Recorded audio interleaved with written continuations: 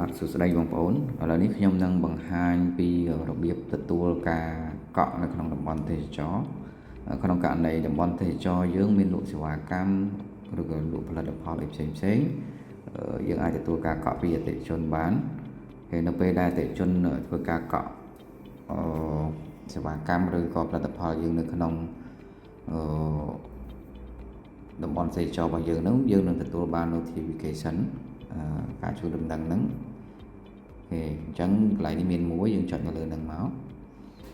កន្លែងនេះគឺ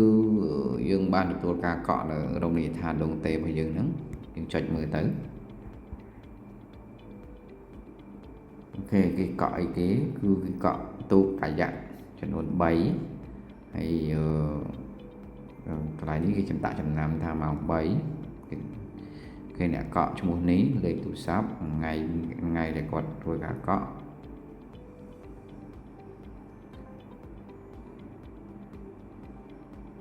អូខេកន្លែងនេះធនាគារគាត់ទូទាត់តាមធនាគារនេះទឹកលុយគាត់បានពេលមកហើយអូខេអញ្ចឹងយើងបើសិនជាយើងពិនិត្យទៅថាត្រឹមត្រូវក៏ហើយ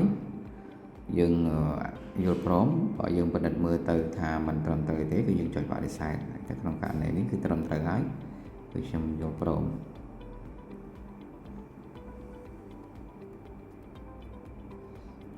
អូខេអញ្ចឹងមានន័យថាការកក់របស់យើងបាន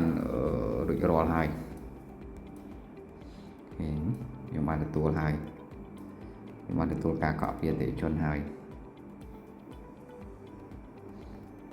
អញ្ចឹងយើងអាចចូលទៅ check មើលការកក់ផ្សេងទៀតនៅក្នុងគណនីហើយយើងអូសចុះមកខាងក្រោមយើងទៅស្វែងរកកន្លែងតំបន់ទេសចរ